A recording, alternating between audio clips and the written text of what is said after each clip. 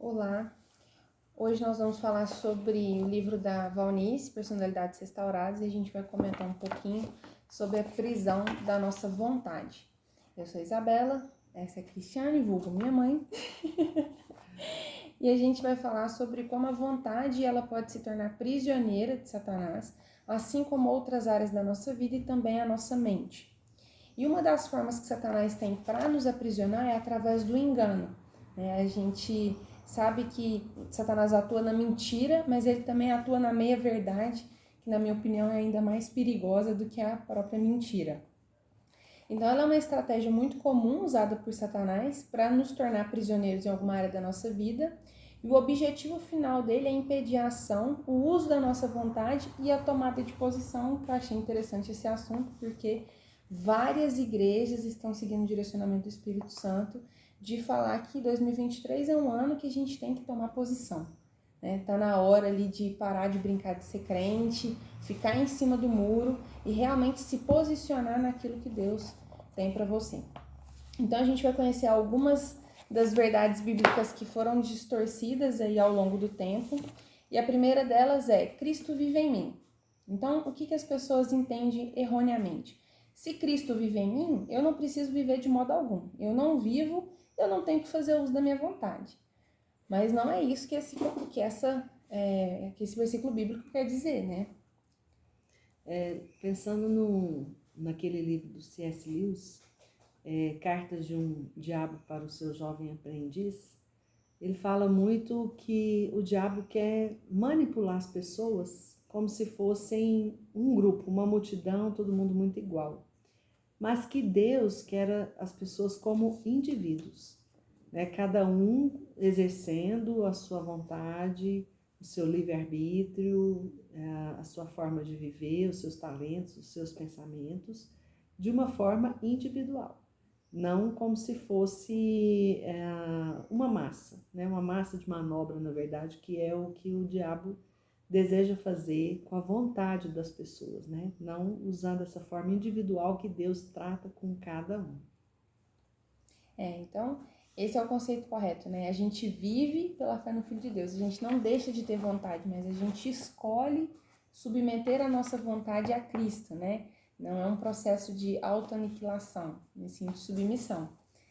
O segundo é: eu estou crucificado com Cristo. Então, se eu já estou morto, eu devo praticar a morte e eu não preciso ter mais vontade nenhuma. Dentro desse respeito às individualidades, porque Deus nos criou dessa forma, como indivíduos únicos, deu talentos únicos para cada um, né? Então, essa morte é uma morte para o pecado, né? Uma morte para aquilo que Deus não deseja para a vida da gente. Mas é uma vida diante daquilo que Deus nos trouxe à vida, né? Uma ressurreição com Cristo para aquilo que Deus nos trouxe para viver.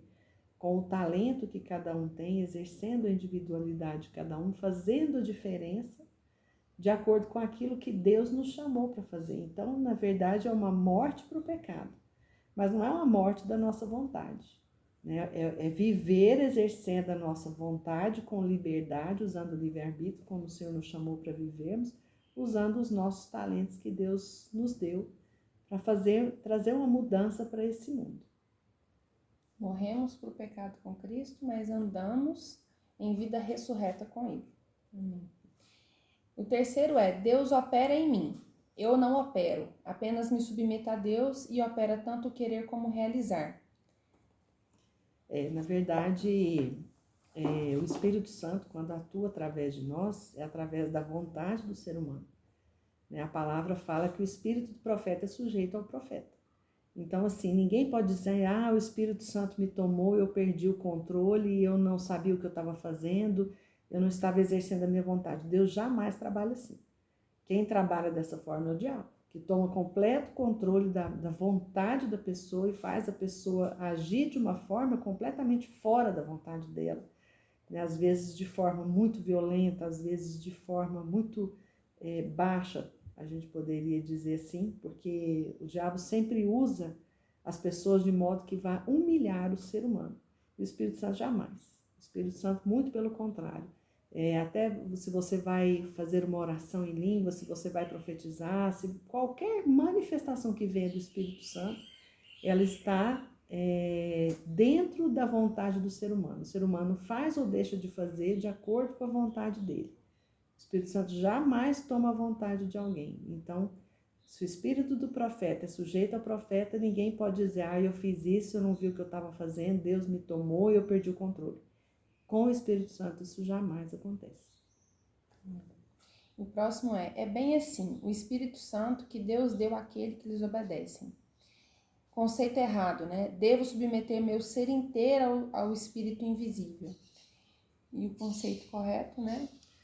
Obedecer a Deus através do Espírito Santo, usando a nossa mente racional. Deus usa muito a nossa mente racional. A gente pensa que razão e fé são opostas e não são. Na verdade, até quando você ora em línguas, a sua mente, mesmo que você não saiba o que você está orando, o Espírito Santo sabe exatamente o que você precisa orar e ora através de você, mas a sua mente racional tem que estar ligada àquela oração, ligada a Deus, pensando em Deus, recebendo de Deus. Então, assim, o nosso racional, a nossa obediência é um exercício da nossa vontade. A gente não é obrigado a obedecer a Deus. Deus não toma nossa vontade, não faz da gente bonecos, não faz da gente um fantoche que ele controla. Novamente, quem age dessa maneira é o diabo. Deus não nos usa dessa forma, como um controle absoluto, como se a gente fosse um fantoche, não. O nosso exercício da nossa vontade, até em obedecer, é uma escolha. Quando eu exerço essa escolha, eu estou exercendo a minha vontade. Deus deseja que a gente exerça a nossa vontade. Não quando a gente decide, eu quero fazer a vontade de Deus, mas é uma decisão em que eu uso a minha vontade para fazer essa escolha. Então, esse exercício de obediência, esse exercício da vontade, da nossa vontade em escolher, obedecer, isso também está sempre presente. O próximo, que foi um dos que mais me surpreenderam, foi em tudo dar graças. E aí a gente tem um conceito errado de que a gente tem que aceitar todas as circunstâncias como se elas fossem a vontade de Deus. Isso é um ponto muito interessante, porque, de certa forma, isso é um conceito popular, que as pessoas falam, isso foi da vontade de Deus, é melhor aceitar. Sim, a vontade de Deus é soberana, mas acontece muita coisa ruim nesse mundo que está dentro da permissão de Deus, mas que não é necessariamente a vontade de Deus. Deus não, a vontade de Deus não é a guerra, não é o assassinato, não é o abuso, não é o estupro, isso não faz parte da vontade de Deus. Nós vivemos num mundo caído, em que o príncipe desse mundo é Satanás.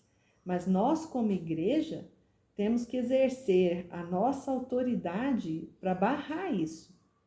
A gente tem que se levantar, usar também o exercício da nossa vontade para tomar uma posição, para se levantar e falar, opa, aqui não. E lutar contra essas hostes do inferno que trazem catástrofes, trazem coisas ruins. Jesus se levantou no meio da tempestade e falou, acalma-te, aquieta-te. Estava vindo uma tempestade para destruir os discípulos ali no barco, ele e os discípulos, mas Jesus se levantou, tomando a posição. Então, nós também precisamos falar, não é simplesmente ficar nessa passividade, foi vontade de Deus e não fazer nada contra. A vontade soberana de Deus é o que está na palavra. Por exemplo, se há uma enfermidade, a gente sempre ora para curar. Se é propósito de Deus curar ou não, isso é com ele, mas a gente se levanta para curar. Se vem algum ataque do inimigo nas nossas emoções, a gente vai ficar parado e não vai fazer nada? A gente tem que se levantar e falar, opa, peraí, isso aqui é contrário à palavra de Deus. Então a gente precisa usar a nossa vontade para ir contra essa passividade de aceitar as coisas como se fosse tudo vontade de Deus. Não é assim. A gente precisa sair da passividade e se levantar, fazer esse exercício da vontade. Isso aí, a submissão a Deus, mas a resistência ao mal. Isso a gente tem que fazer os dois juntos, né? O próximo é, quando eu estou fraco, então é que eu sou forte. Então o conceito errado é, muita gente deseja ser fraco para ser forte. O próprio Paulo fala a respeito disso. né? Que, então eu vou pecar para que a graça de Deus seja manifesta e seja evidente? Não, né? A gente não vive dessa forma, né? Com certeza, nós temos fraquezas? Temos. Há momentos em que a gente se enfraquece, faz parte da vida. Mas eu não vou buscar essa fraqueza e muito menos eu vou permanecer assim como eu estou, sem sair do lugar, sempre fraco, sem crescer, sem me fortalecer no Senhor, porque aí Deus vai ser forte. Não, não é assim que funciona. Deus é forte no momento em que você está buscando mudança, você está buscando crescimento, que você está lutando, mesmo sem força. Aí você vê a força de Deus agir. Agora, se você fica passivo, completamente sem ação, parado, você não vai ver a força de Deus acontecer. A gente vê quando a gente põe o pé na água, né? Como aconteceu com Josué, o Rio Jordão só abriu a hora que ele pôs o pé na água. Então, enquanto você não faz uma ação, ele tinha força para abrir aquele rio na força dele? De jeito nenhum. Mas ele pôs o pé, e a hora que ele pôs o pé, o rio abriu. Então, na fraqueza dele, Deus foi forte. A gente luta nas nossas batalhas não confiando nas nossas forças, mas na força de Deus. Mas se você fica parado, essa força não vai vir. Você tem que lutar, né? Sansão, que fazia coisas incríveis, assim, ele sozinho lutando contra um exército, aquela força veio, não porque ele estava parado, mas é porque ele começou a lutar. E a força veio. Então, com todos nós, a força do Senhor vem sobre a nossa fraqueza, mas a partir do momento que a gente se levanta e toma uma atitude e sai da passividade. Amém. E o próximo é: seja feita a tua vontade. O conceito errado é: Deus escolhe por mim, eu não tenho o que escolher.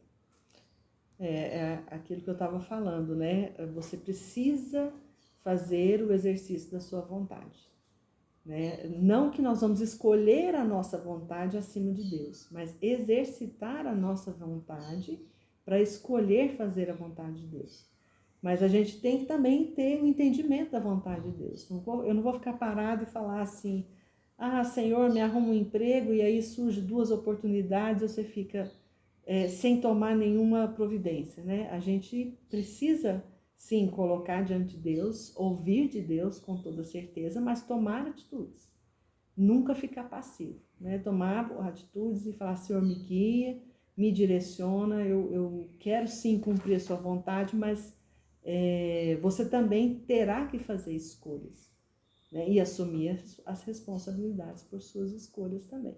Então, lembrando que Deus deseja que a gente exerça a nossa vontade. A nossa vontade no sentido de não a nossa vontade acima da vontade de Deus, mas eu exerço o direito que eu tenho de escolha, até mesmo de escolher fazer a vontade de Deus.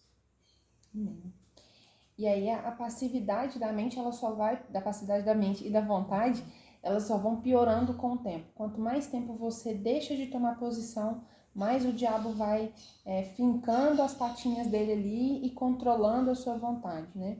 Mas Deus nos chama para se levantar e falar: opa, aqui não, você não tem nada em mim, a gente vai se submeter apenas a Deus, né? E a gente tem alguns sintomas que mostram se estamos com a passividade da vontade ou não. Então, o primeiro sintoma é a inércia ou a indolência da vontade.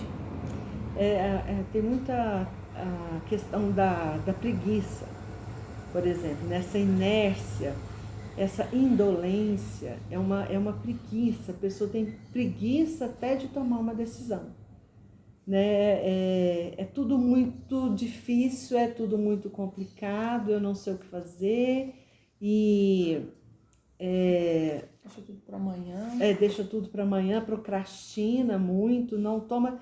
Tudo que vai fazer na vida precisa que outras pessoas tomem a decisão por ela.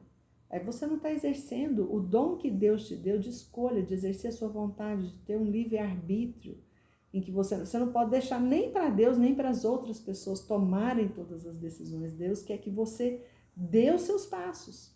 Dê os seus passos e vai falando: Senhor, endireita meus caminhos, me guia, mas você tem que andar. Você ficar parado, Deus vai te guiar para onde? Né? Então, quando você tem essa mente passiva, essa vontade passiva, você não consegue tomar uma decisão, você não consegue decidir o que você vai fazer. Será que aquela brincadeira que a gente faz, eu caso ou eu compro uma bicicleta? Né? Então, não, você precisa exercer a sua vontade, sair da passividade, sair da preguiça, sair da indolência, tomar suas decisões e de acordo sempre com a vontade de Deus, porque se você toma decisões também que são contrárias à palavra, você vai sofrer as consequências, né? O que você planta, o que você colhe.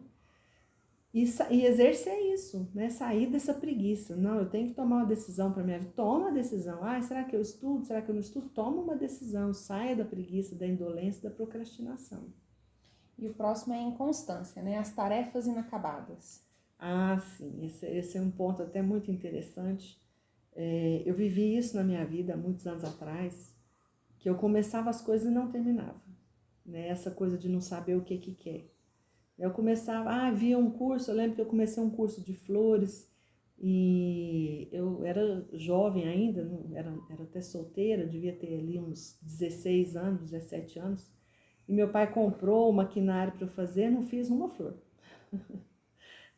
Eu começava um curso de tricô, não parava. Começava um curso de outra coisa, de inglês, parava. Eu não completava nada do que eu começava. Essa indefinição. Até que Deus me moveu uma época da minha vida em um jejum, e era um jejum que eu estava fazendo para estar mais próxima de Deus. E foi um jejum que era para ter sido 30 dias, e Deus foi me levando, esse jejum durou 100 dias. E nesse tempo foi um tempo em que Deus me deu muitas coisas. O motivo do meu jejum era estar próxima de Deus, mas além disso, eu falo que Deus me deu alguns bônus que foram importantes demais para a minha vida, e um deles foi nunca mais eu começar uma coisa e não terminar. A partir desse período de jejum, eu passei a ser uma pessoa determinada, uma pessoa mais focada,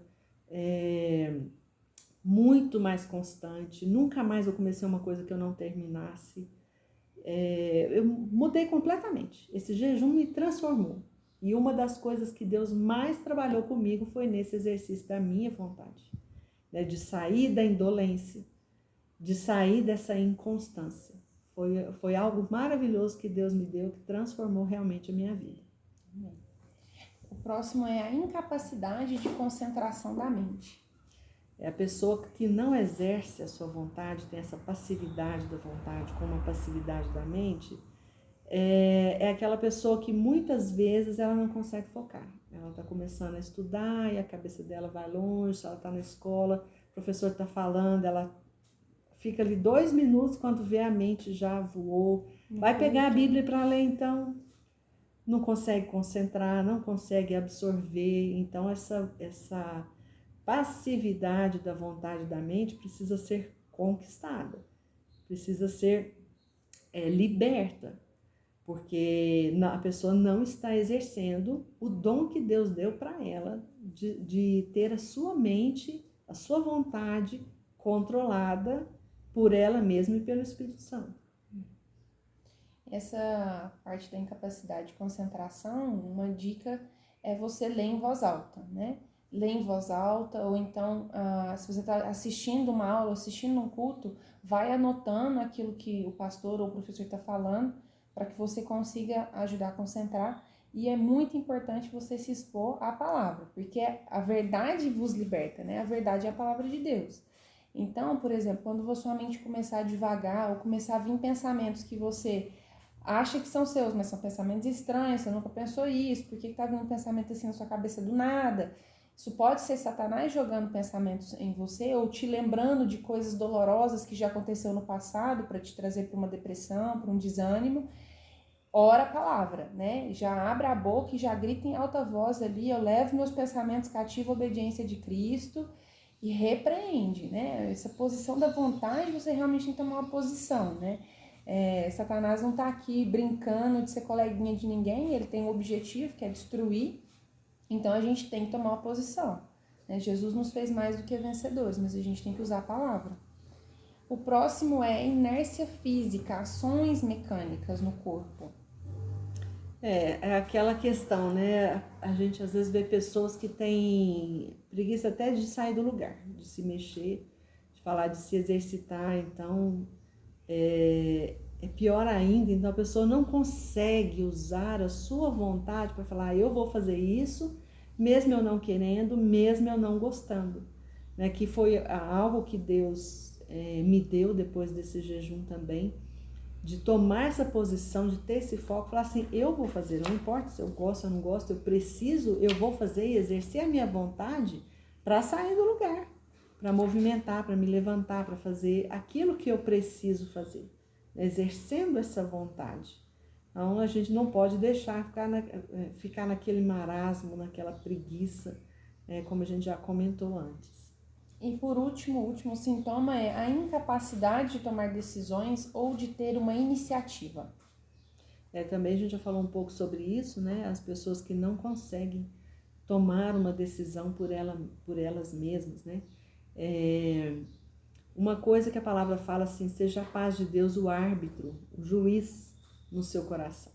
Então, por exemplo, quando eu estou indecisa em tomar alguma decisão que eu não sei exatamente o que eu preciso fazer, a primeira coisa, lógico, orar.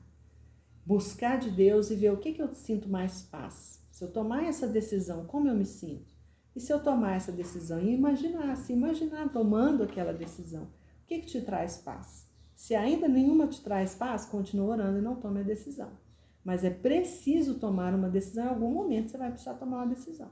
Mas buscando em Deus uma oração. Nunca, sim, você pode buscar conselhos de outras pessoas, isso também é bíblico e é importante, mas não são as outras pessoas que vão tomar uma decisão por você.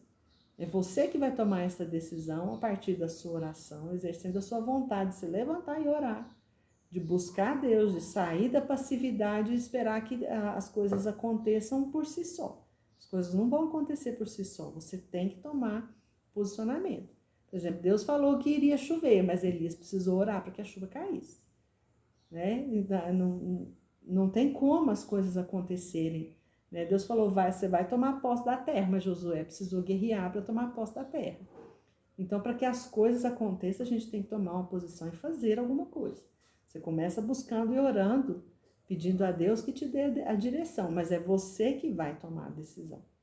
E não entregar esse exercício da sua vontade, que é algo soberano que Deus te deu, na mão de outras pessoas. Principalmente Satanás. E principalmente do diabo. Porque se você não exerce, não toma, ele vai tomar. Deus não vai tomar. Isso é algo importante. Eu não vou fazer nada, vou deixar Deus fazer. Quem vai fazer é o diabo, se você não tomar a sua posição. Porque Deus nunca vai tomar a sua vontade. Ele não força a sua vontade, ele não vai tomar a sua vontade. O Espírito Santo vai falando com a gente de um modo muito manso. Ele vai mostrando que você tem que ouvir o sussurro do Espírito Santo. Agora o diabo não, ele fala gritado. Né? Até com uma seta, assim, com um letreiro luminoso, para você ir para o caminho errado. A voz do Espírito é uma voz suave que você tem que se aquietar e buscar ele para ouvir. Porque ele não vai tomar à força a sua vontade, mas o diabo vai se você deixar. E é isso que nós não podemos fazer, não podemos deixar. Isso foi um dom que Deus nos deu, termos a condição de exercer com autoridade a nossa própria vontade e não entregar isso para outras pessoas nem para o diabo. Amém. E se a pessoa estiver pensando assim, meu Deus, eu me identifiquei com esses sintomas, tô achando que eu tô com a minha mente, com a minha vontade passiva, com a minha vontade em cadeias, o que eu faço agora? A boa notícia é que Jesus já quebrou essa prisão na cruz do Calvário. É interessante que Isaías 53 era uma profecia no passado, né? Ele levou sobre si todas as nossas dores, todas as nossas enfermidades, ele veio para nos trazer paz. É muito interessante, porque Isaías escreveu essa profecia 800 anos de Cristo, mas quando ela foi escrita, ela já estava no passado, porque o Cordeiro tinha sido morto desde a fundação do mundo, né? Ele fala, por suas pisaduras eu fui sarado, não eu serei sarado, eu fui sarado. Então nós tomamos posse da palavra de Deus como algo que já aconteceu, mas que nós precisamos tomar posse. Né? Até para receber algo de Deus, precisamos exercer a vontade de receber. Então, gente, se posicionem, tenham a exposição da palavra de Deus, mudem a atmosfera da casa de vocês, coloquem louvor, coloquem adoração, orem constantemente no Espírito, assistam pregações, vão à igreja. Não basta assistir só vídeo do YouTube, é importante nós estarmos no corpo de Cristo, principalmente porque nós estamos vivendo a última hora. Você sozinha, como se fosse uma ovelha solta, sem pastor, ali é espreita para o lobo vir. Então, assim, realmente você precisa estar no corpo de Cristo. Exerça a sua vontade. Se você está aí pensando, mas eu não tenho vontade de ir na igreja, vai mesmo assim. Toma uma decisão, se posicione e vá na igreja, né? Você vai exercitar a sua vontade tomando decisões, né? Igual minha mãe falou aqui algumas vezes, né? E aceite a responsabilidade pelas suas decisões. Tem muita gente, às vezes, que escolhe não tomar uma decisão para poder culpar o outro daquilo de ruim que aconteceu, né? Vai ler a palavra, você tem que decidir, eu vou ler, mas aí começa a me dar sono, lê em pé, lê em voz alta, andando, né? Lute contra a passividade da sua mente. Tome uma decisão, a cada tomada de decisão que você tem na sua vida, você vai se libertando dessa passividade, né? Que toma conta da vontade, que toma conta da mente, né? Tome decisões. Eu não estou com vontade, mas eu vou fazer assim mesmo. Porque você precisa submeter a sua vontade ao Espírito, né? Porque se deixar na vontade da carne, você não vai fazer nada. A vontade da carne é comer, beber, dormir e não fazer nada. Essa é a vontade da carne. Você vai viver desse jeito? Isso não é viver, né? Isso é vegetar.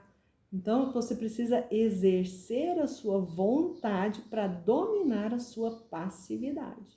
Tomando decisões, você começa a mudar isso. Lendo a palavra, você vai mudando isso. Cada vez que você lê a palavra, né, você fala, eu vou ler um versículo em voz alta, andando pela casa, vou tentar memorizar esse versículo, eu vou meditar nesse versículo e tentar entender o que ele fala para mim. Se lê ajoelhado, se lê deitado, se lê sentado, te dá sono, lê andando. Luta contra essa passividade. E aí você vai ter a oposição de Satanás. Não se engane, achando que tudo são flores, né? Satanás se levanta, mas a palavra diz, resistir ao diabo e ele fugirá de vós. Então, Satanás ele não tem autoridade na nossa vida, a menos que nós permitamos que ele tenha a legalidade, que nós demos brecha. Então, é importante, né? Paulo fala, quem está de pé vigia para não cair, Paulo, né? Que Isso. falou. Então, assim, gente, é vigiar e orar mesmo, é fechar as brechas, é entrar em jejum, é sacrificar a nossa vontade. É até interessante que muitas vezes a gente acha que o jejum é pra gente conseguir alguma coisa de Deus. Como se a gente fosse mudar a ideia de Deus só porque a gente deixou de comer carne, ou pulou umas 2 refeições, ou fez um jejum de Daniel. Aí Deus vai mudar a vontade dele. Na verdade, Deus não é assim. Deus, ele não muda. O jejum é para mudar a gente. É pra gente sacrificar nossa carne, é pra gente deixar um comportamento ruim, um hábito ruim, se aproximar de Deus, né, mãe? Não é pra O gente. jejum, como eu falei do jejum que eu experimentei, trouxe uma mudança muito grande na minha vida. Eu mudei com o jejum. Deus continuou e permanece o mesmo. Mas eu mudei muito mesmo com o jejum. Então fez toda a diferença, porque eu estou sacrificando a minha vontade de comer, a minha vontade de ficar só deitada, a minha vontade de não fazer nada, né? A minha vontade de ficar só na frente da televisão. E o meu jejum foi disso. Eu tirei várias coisas da minha alimentação que eu gostava muito e não ficava sem. Por exemplo, eu não ficava sem pão de manhã e não ficava sem chocolate, não ficava sem refrigerante. E são coisas que hoje não fazem parte da minha vida diariamente. Fiquei muitos meses sem tomar um refrigerante e comer um chocolate. O dia que eu comi, eu achei aquele muito doce. E nunca mais eu fui nem chocolatra, nem viciada em refrigerante. Tirei a televisão, eu coloquei, em vez de ver televisão, eu vou entrar para o meu quarto, vou ler a palavra, vou orar, vou louvar, e foi esse período de 100 dias eu li minha Bíblia toda. Então, assim, a minha vontade foi combatida, né? Eu lutei usando, exercendo a minha vontade de vencer a minha passividade, de vencer as vontades da carne, e quando eu fiz isso, eu tomei essa atitude, né, com a minha livre vontade, eu tomei essa atitude e fui liberta de muitas dessas coisas, muitas coisas mesmo. Amém. Amém. Foi bom, né? Nós vamos ter que gravar a discussão aqui sobre a passividade da mente, que também atua aí como uma prisão. Mas que o Senhor Jesus te liberte, né? Você tome posse da libertação que Ele já fez na cruz do Calvário e você passe a exercer a sua vontade e venha fazer parte do exército de Deus na última hora.